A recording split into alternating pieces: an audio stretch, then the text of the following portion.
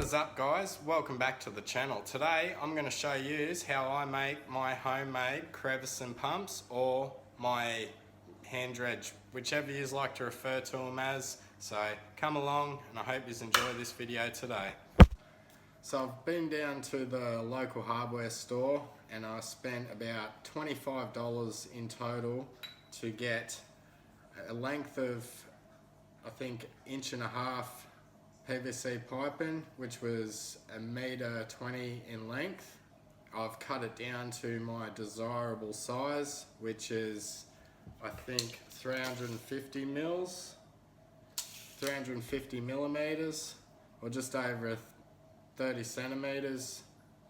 For me, this is going to fit into my backpack and it's just going to be lightweight, something easy that I can just pull out, clean out a crevice and get all that nice good gold that's sitting on the bottom of the bedrock.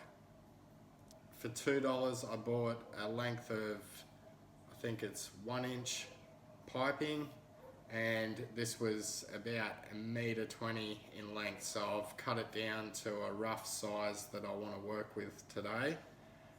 And with the offcut from this piece, I've also cut a length of pipe, maybe 100 mils in length.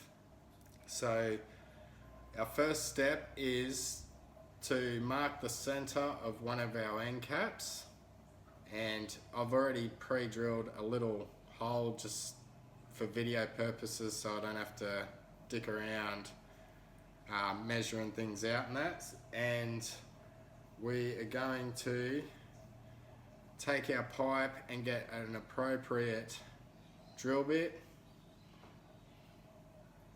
I think that's 3/8 bit, if you can see that. And that's the perfect size for our bit of tubing. So my first step will be to not drill through this into my girlfriend's dinner table, but we're going to put a hole that size straight through this.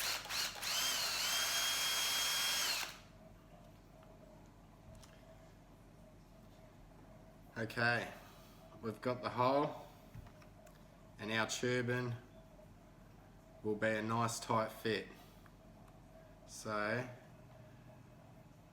you may want to have a round file on standby just to file this hole out to the perfect size. You don't want to go too big, you just want a nice snug fit, which we got right there. So with that being done, we're going to get some epoxy resin and we're going to put some epoxy resin on the inside and seal this pipe into place so it doesn't budge, move or fall out. Alright, we will start feeding this resin and sealing this pipe up.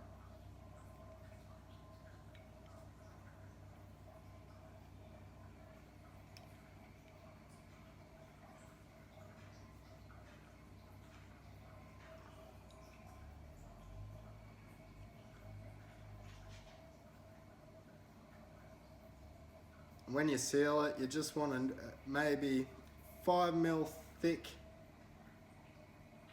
seal on the bottom. It really helps if you pack it in there so you get a nice good seal on it.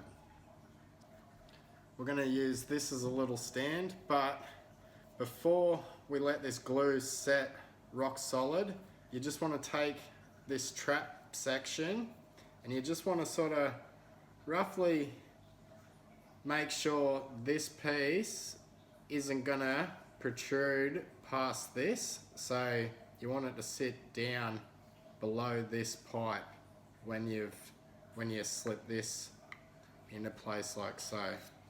But for now, we're going to use this as our stand to hold our pipe in place while this epoxy resin dries.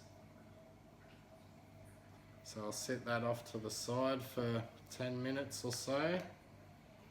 While that's drying, we're going to start on our main piston sleeve.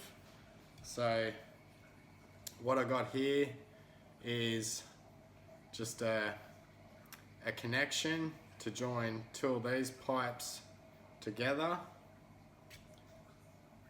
and we're going to use a bit of plumber's glue. We're going to wrap a little bit around, put a bit of glue around the edge of this, and we're going to glue this piece into place like that, because we do not want this piece coming off ever. You should probably do this in a well ventilated area, but for video purposes, we're just doing it inside today.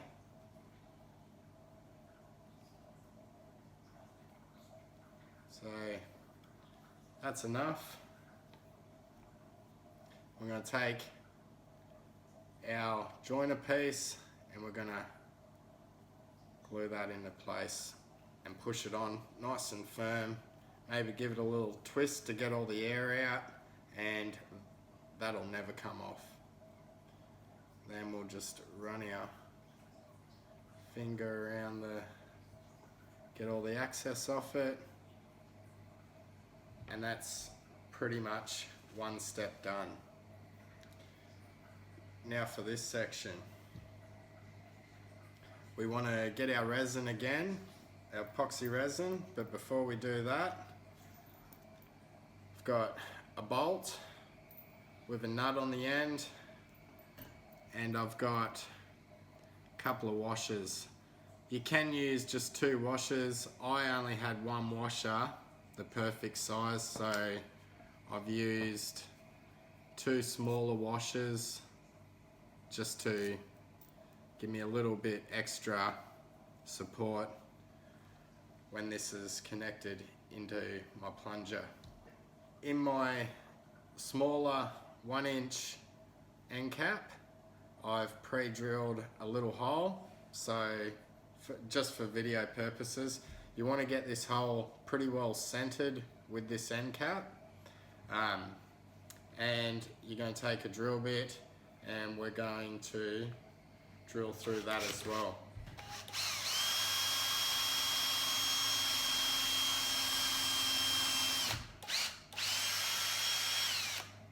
Helps if you got a sharp drill bit. The burry bit's out. We're going to take our bolt, take the washers off it, and we are going to drop it in like that. It is a little bit loose.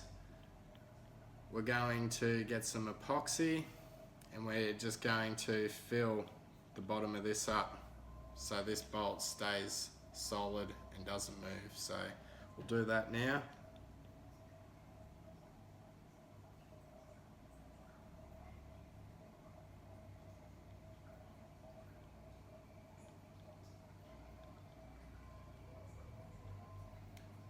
And you can be fairly generous with the epoxy. It doesn't matter if you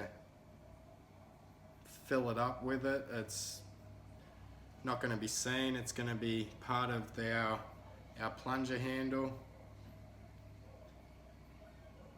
And once again, we're just going to use our handle piece or our T-junction as a little stand just to hold that in place while it dries.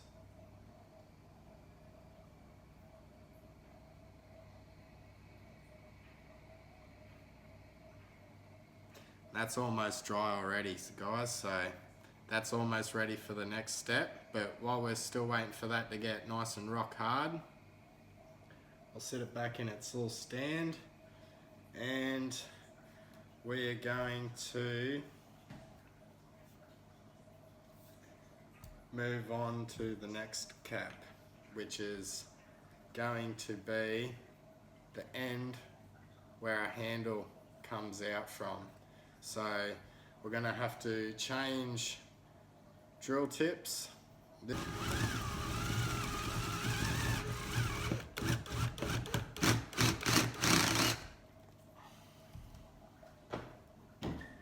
Alright, it looks a bit ugly and burred up, so we'll take our round file. I also have a flat file just to quickly clean the edges up, get it looking all nice and pretty. Alright, we got it to fit. It's still got a little bit of resistance, so I'm just going to file it out a little bit more just to get that nice little bit of maybe a 1mm gap right around this shaft. So we'll just tweak it a bit more. Okay, that's much better. You can see we got gaps around the edge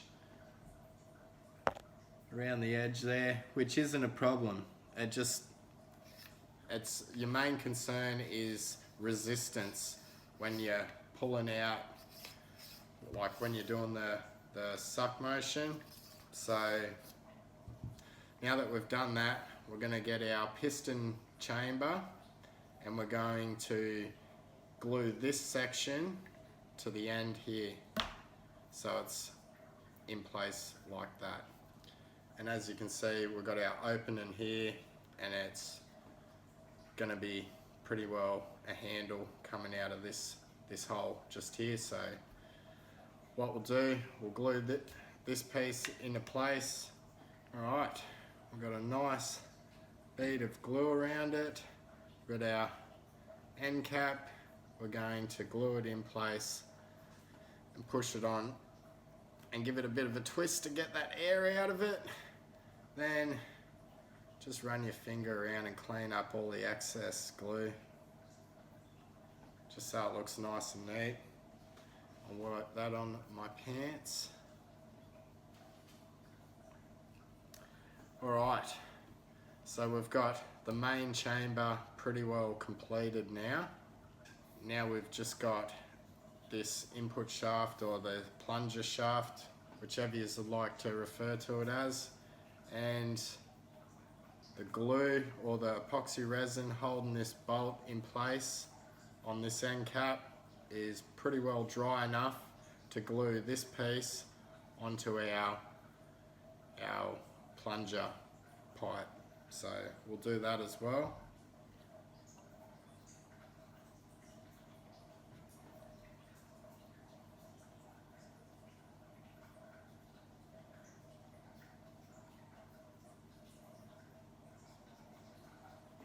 You don't need very much glue with these at all, guys. It's just to stop the pieces falling off, coming off when you're out in the field. And we're going to push that on as tight as we can go, and then we're going to clean the excess off. Should really use a rag, but I've got old pants on, so it doesn't really matter. Now that we've got that in place, we can proceed to slide it up into here so it comes out the end, and that's pretty much the start of our crevice tool. We are going to make the grommet piece. I've already pre-marked it out by tracing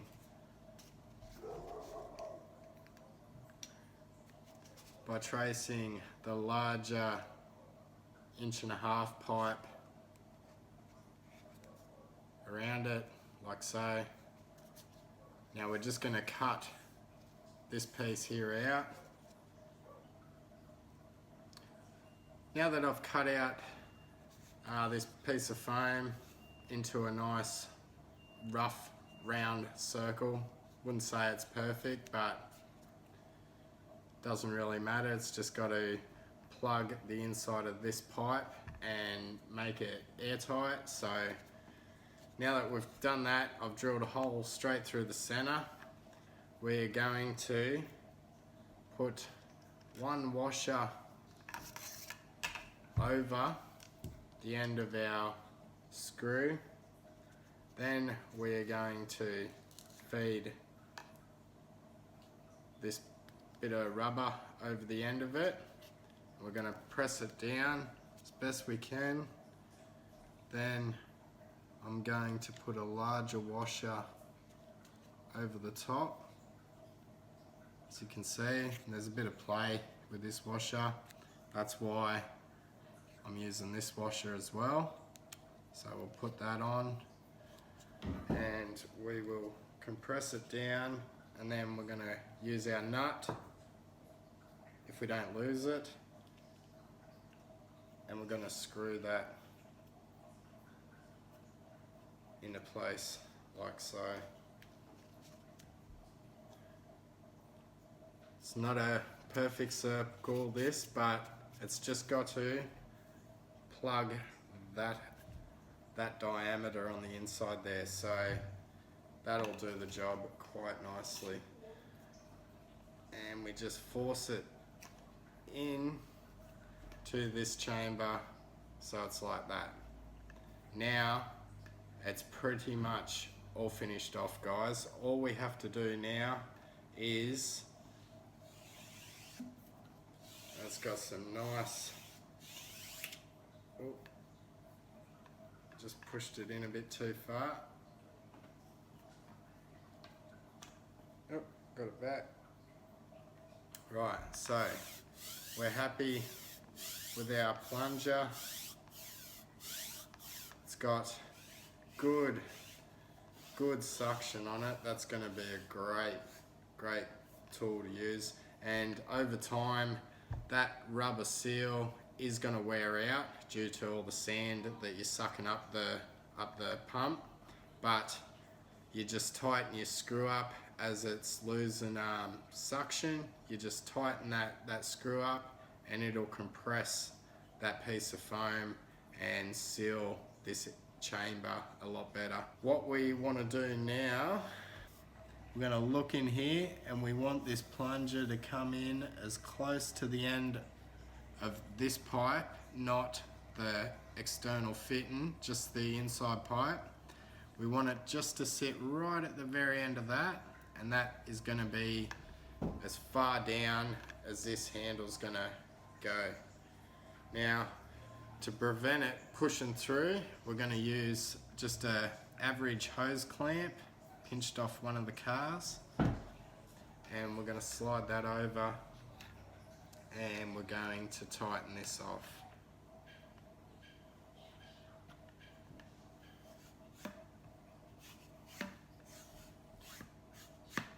Okay, got my stopper in place. Now, our plunger isn't going to go past that point anymore. Now that we've got that fixed off, we've only got 2 more steps to do, guys. We're going to take our T-junction and we're going to mount that and glue it into place on the end there, just to give you a bit of a handle.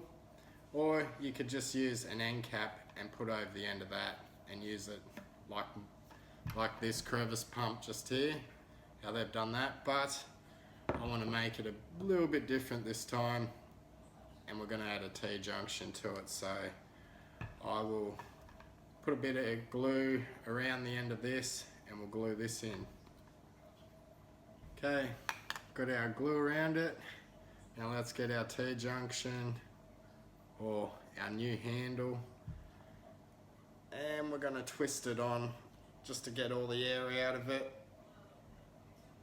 And that's not going anywhere for a long time.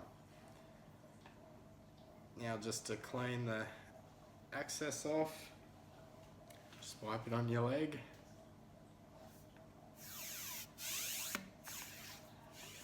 And that's it, guys. That's pretty much it for the crevice pump. Now we're going to finish off our gold trap, which is basically, I showed you the first step to this. Now that the epoxy resin inside has dried enough, we're going to glue this piece onto here like that.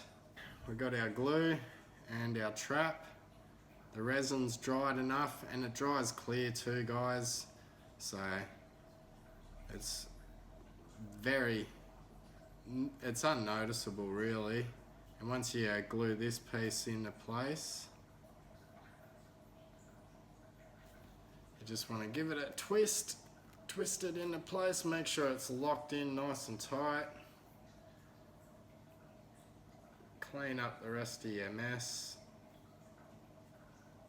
wipe it on your leg, and there you go. That's the gold trap. Now we've got the yabbie pump / crevicing pump. We've got the gold trap to go with it, and that's it, guys. That is how you make a cheap yabbie pump / crevicing pump to get all that good gold off the bottom of your crevices. I hope this video really helps a lot of yous that have been hounding me in the questions on how I make my yabbie pumps or my crevicing tools. So hope that helps you out, guys, and if you've enjoyed this video, hit that like button, definitely share it, get the word out so other people can make cool yabbie pumps or crevice pumps like this. And until next time, guys, peace, and I'm out.